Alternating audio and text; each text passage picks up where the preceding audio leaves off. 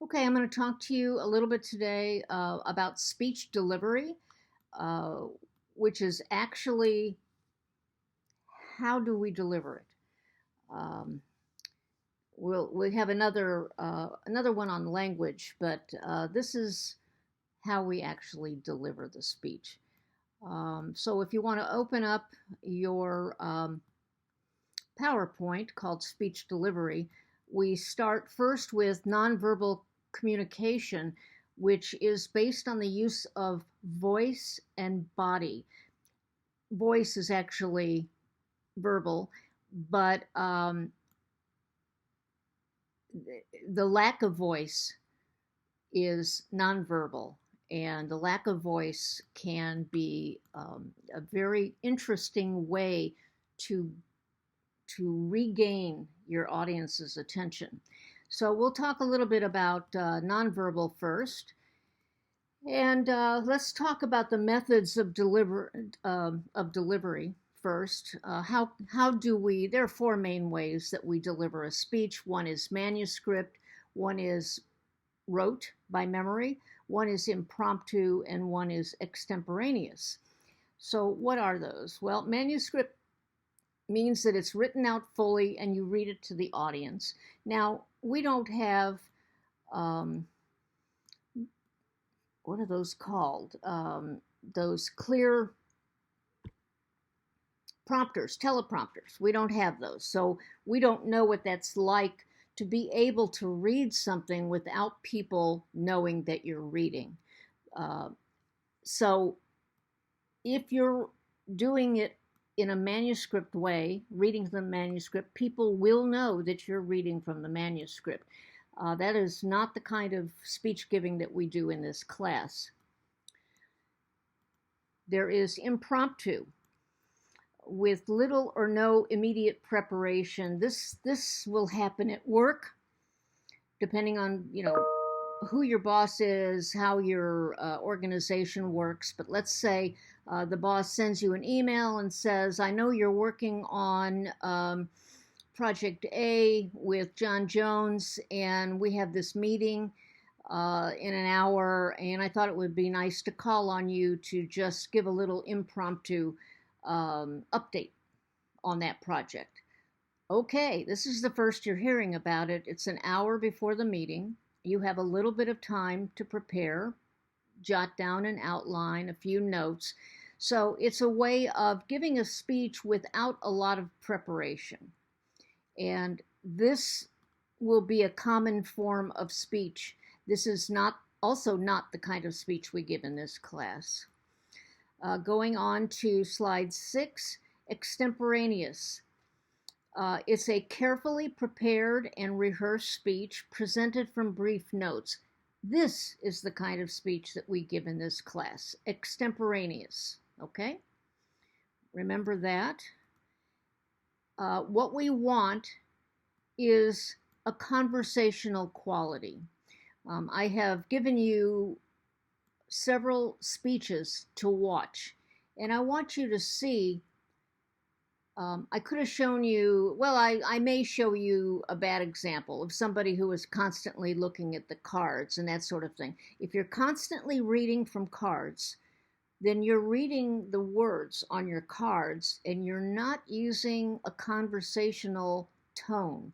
And this is what we want. We want it to sound like you know what you're talking about, and you're in your head, you're organized, or you have notes that organize you, but that you are speaking as though you're in a conversation with the audience. It sounds spontaneous, no matter how often you have rehearsed it. It's a very nice quality to have in your speech, and we do want that in our extemporaneous speeches. I do not want you sounding like robots. That tends to make your voice a monotone, which is then boring and people don't want to listen to it. So we have to be natural as we're speaking, okay? Moving on to slide 8. What do we do with our voice to help the delivery? Well, we have 8 distinct and possibly more I don't have silence on here, but possibly more things we can do with our voice, but these are the main things. We talk about volume, pitch, the rate, the pauses, well, there's silence, vocal variety, pronunciation, articulation, and dialect. And let's go into those. On 9, volume is the loudness or the softness of your voice. There were a couple of speeches that I received that I could not hear, and a lot of students agreed with me. They just couldn't hear it. No matter how loud, I turned up the volume on my computer. So what we're going for is after you deliver your speech, listen to it. Do you sound, is the sound good enough so that maybe you have to turn it down a little bit? That's great. Okay.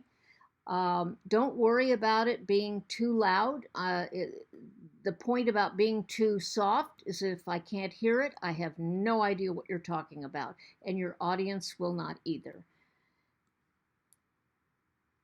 We're on 10. What is pitch? Pitch is the highness or lowness of your voice. I could be talking up like this, and some people have voices that are this high. Try to get your voice to be, and we have this ability to change the pitch of our voice. Be conscious of your voice. If you deliver this, and I hope you will, in front of a relative or friend, whoever you're quarantining with, ask them, is my voice too high? Is it too low?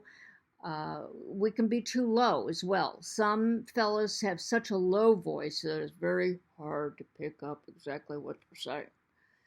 Okay. Moving on to 11. The rate is the speech at which a person speaks. That makes sense. The average person, speaks about 125 words a minute.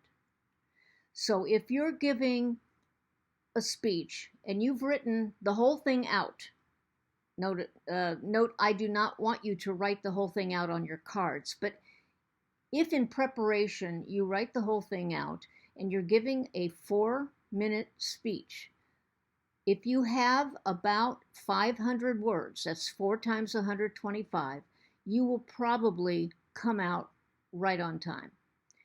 But then if you know that you tend to speak fast, you might want to add some words to it. You have to time yourself. You all did such a great job on the timing. I think that you probably timed yourself, and that's a very good thing to do. Let me tell you, you do not want somebody to hire you for a 12-minute speech, and you get out and you speak 30 minutes. They will never pay you to come again. I'm just telling you that. That's a fact. Or let's say it's a business speech and they pay you to give a 12-minute speech and you give a 4-minute speech. By the same token, they will not hire you again. The audience will feel like they did not get what they paid for. So please be conscious. The timing is so important because let's say it's a men's club meeting or a business club meeting of men and women, Rotary Club, let's say. And they do their presentations over lunch. People are eating lunch and they expect you to speak 15 minutes because they know it will work in fine with their hour. They have business to discuss, they have your speech, they have some other things, and they know 15 minutes will fit. Well, that means if you go 25 minutes, people are going to have to get up and leave. They all have to get back to work after lunch. So be conscious of your timing. 12. What are we on here? There we go.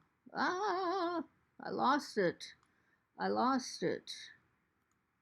Okay, here we go. Slide 12. Pauses. These are momentary breaks in your vocal delivery. These are done for effect. Let's say you're giving a persuasive speech and you've come to a really important point and you want to stress that. You can say, um, the three most important reasons why we donate to the Humane Society are this, this, and this.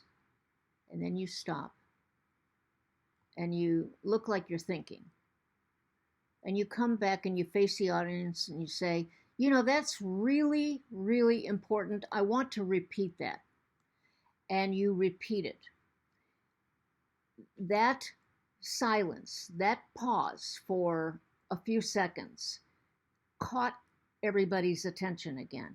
I don't know. Have you ever walked into a room and heard a TV in the background and all of a sudden you heard nothing? And you go, whoa, what happened to the TV? Uh, that's the same kind of thing. I've seen that happen, and I look at the TV, and it's a commercial, and for that very same reason of wanting to grab your attention, they don't have any speaking, no music. It's just words across the screen, images across the screen. Wow, it's startling in its silence. It's really wonderful. Okay, we're going to stop here and continue in just a minute.